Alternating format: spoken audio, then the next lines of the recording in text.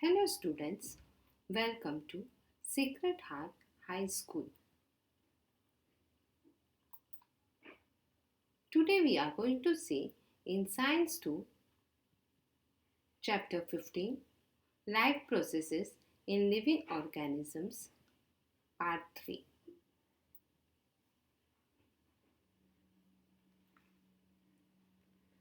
Today we are going to study about coordination in plants and in human beings.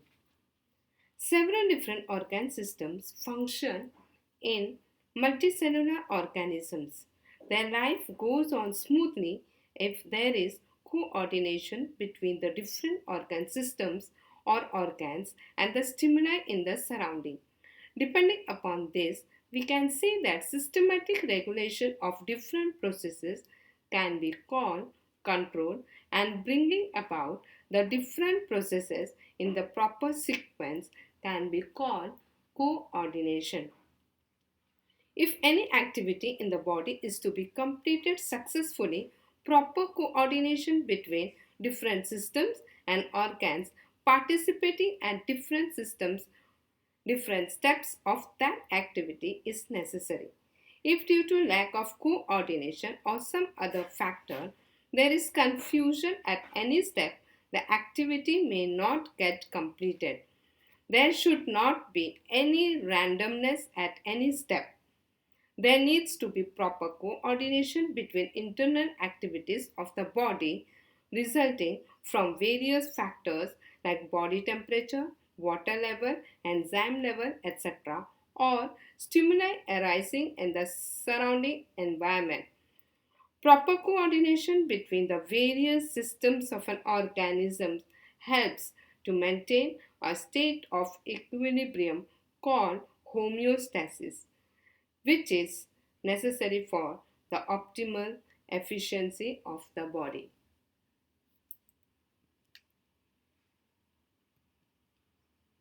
Now we are going to study about coordination in plants.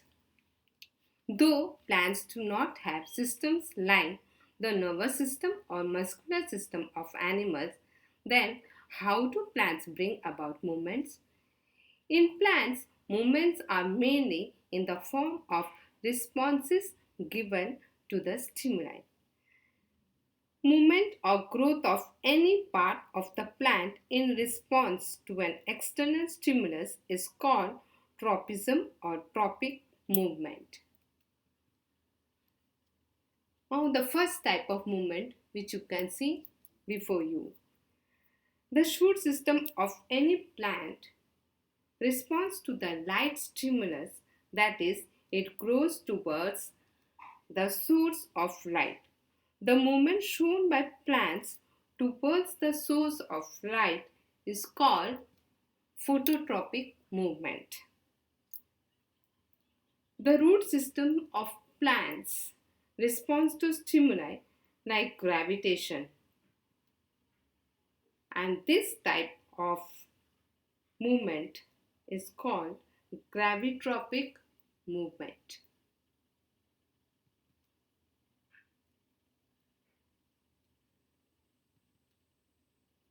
Now here you can see the root system of plants responds to stimuli like water. Such type of movement is called as hydrotropic movement. The movement shown by plants in response to specific chemicals is called chemotropic movement. For example, the growth of the pollen tube towards the ovule. Next we shall see thigmotropic movement, wherein the next movement which you can see before you is thigmotropic movement. You can see that tendrils of climbers are sensitive to touch. When they come in contact with an object, they entwine around the object and cling to it.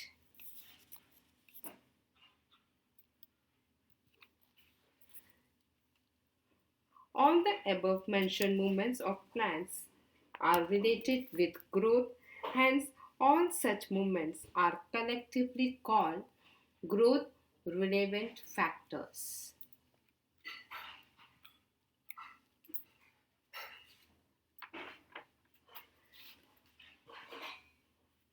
Now we shall see some specific movements of the plants do not lead to the plant's growth. Such movements are called growth irrelevant movements.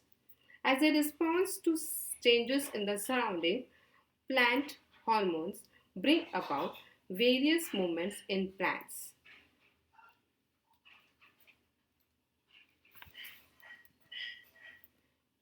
For instance, the lotus flower opens during the daytime.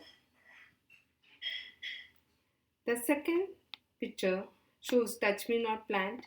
In this plant, the leaflet close in response to stimulus of touch. Now, if you carefully observe, it is seen that in plants like touch me not, or it's also called mimosa, movement also occurs at the places other than where it has been touched. Hence, we can infer that information about the touch must have been relayed within the plant from one place to another. Plants use electrochemical impulses for transfer of information from one place to another. Plants change their shape by increasing or decreasing their water content and thereby bring about the movements of plants. The other type of irrelevant movements which you can see before you, it shows Venus flytrap. In this plant, there is a trap that appears and smells like a flower and deceives the insect.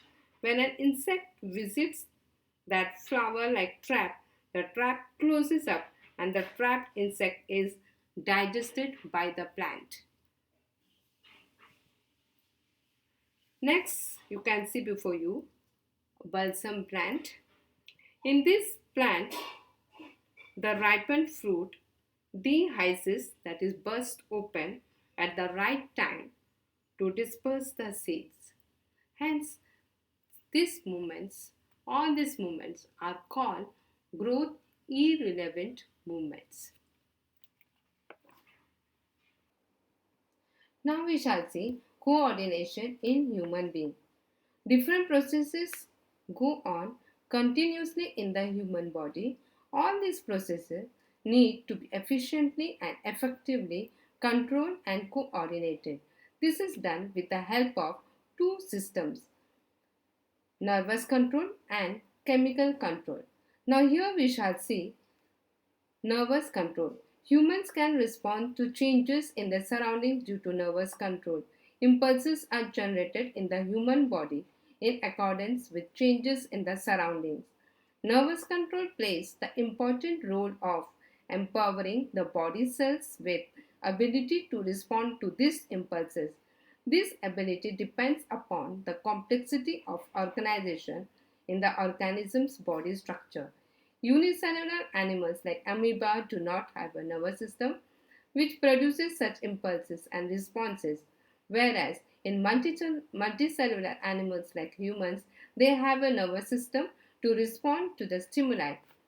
Control and coordination is brought about with the help of a special type of cells called nerve cells or neurons. Now children, you have studied about neurons in your previous classes.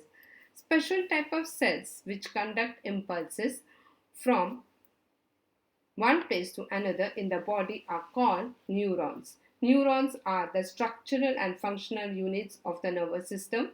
They are the largest cells in the human body, which may measure up to a few meters in length. These cells have the ability to generate and conduct electrochemical impulses The cells that support the nerve cells and help in their functioning are called neuroglia. Nerve cells and neuroglial cells together form the nerves.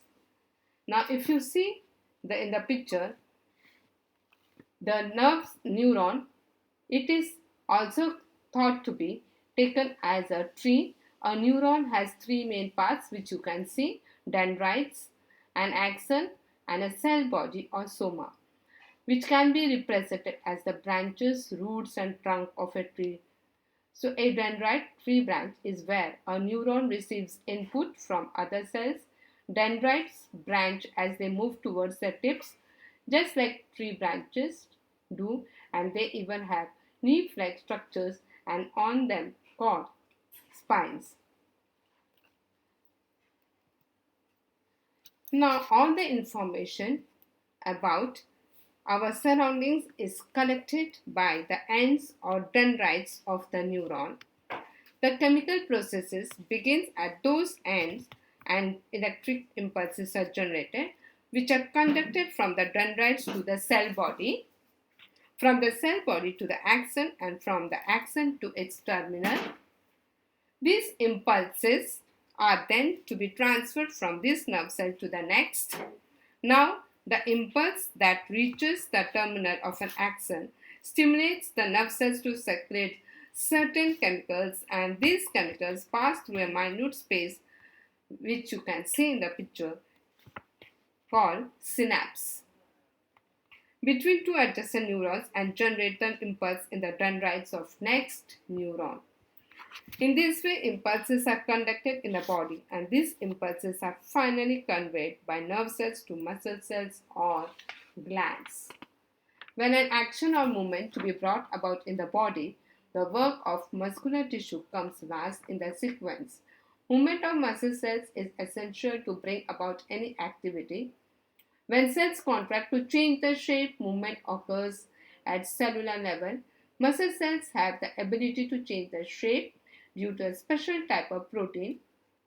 Besides, due to this same protein, cells become able to respond to electrical impulses of the nerves. So we can say that the nervous system consists of a well-organized network of nerves which can conduct information in the form of electrical impulses from one part of the body to another. Next we shall see different types of nerve cells or neurons.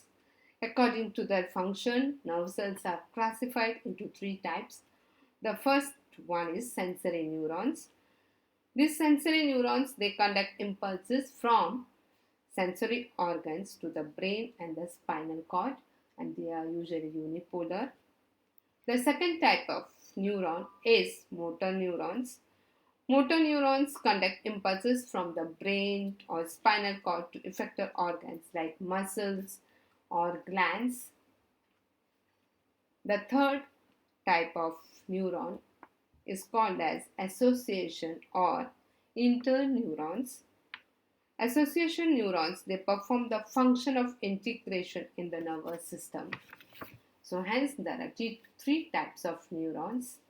So hopes children, you have understood the coordination in plants and in human beings. So thank you children. Thank you children. Now we shall meet in the next session wherein we are going to discuss about the human nervous system.